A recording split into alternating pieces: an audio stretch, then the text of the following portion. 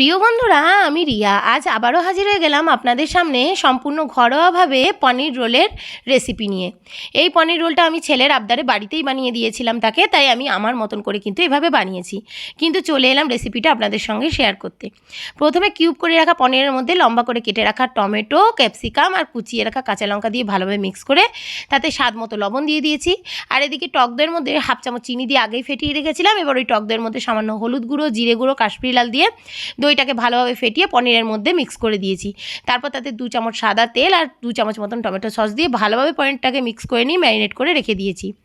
এদিকে পরোটার জন্য যে ময়দাটা মাখবো সেটার জন্য আমি তাতে ময়দার মধ্যে সামান্য লবণ, সামান্য চিনি, 2 চামচ মতন সাদা তেল দিয়ে ভালোভাবে ময়ান মিক্স করার পর পরিমাণ মতন জল দিয়ে ঠেসে ময়দাটাকে মেখে নিয়ে ওপর থেকে অয়েল ব্রাশ করে কিন্তু ময়দাটাকে রেস্টে রেখে দিয়েছি।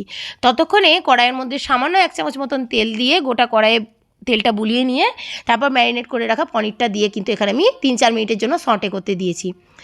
পনিরটা কড়াইয়ে দেওয়ার আগে সামান্য তেল দিয়ে দিয়েছি এই কারণেই যাতে পনিরটা সটে করার সময় কড়াইয়ের গায়ে চিপে লেগে না যায়। পনিরটা ওদিকে সটে হতে থাক, ততক্ষণে আমি এখানে ময়দার ডো থেকে লেইগুলো কেটে নিয়ে পরোটাগুলো বেলে নিতে থেকেছি।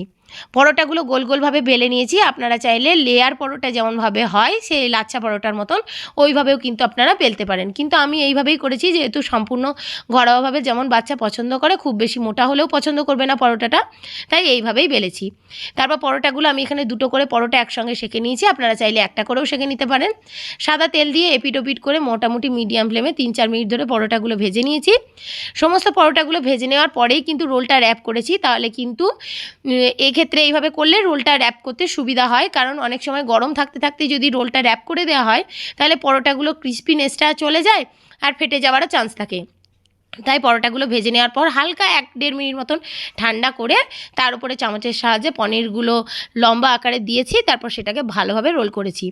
আর আপনারা চাইলে এই রোলটা করার সময় এই পনিরের মিক্সচারটার ওপরে কিন্তু সামান্য পেঁয়াজ কুচি আর লেবু রস দিয়েও আপনারা রোলটা বানাতে পারেন। যেহেতু আমার ছেলে পেঁয়াজ কুচিটা পছন্দ করে না, তাই আমি এক্ষেত্রে দিইনি, শুধু পনিরের মিক্সচারটা দিয়েই ভালোভাবে রোলটাকে র্যাপ করে নিয়ে তাকে পরিবেশন করেছি। আর যেহেতু বাচ্চা মানুষ খেতে অসুবিধা হবে তাই মাঝে একটা কাট করেও দিয়েছিলাম।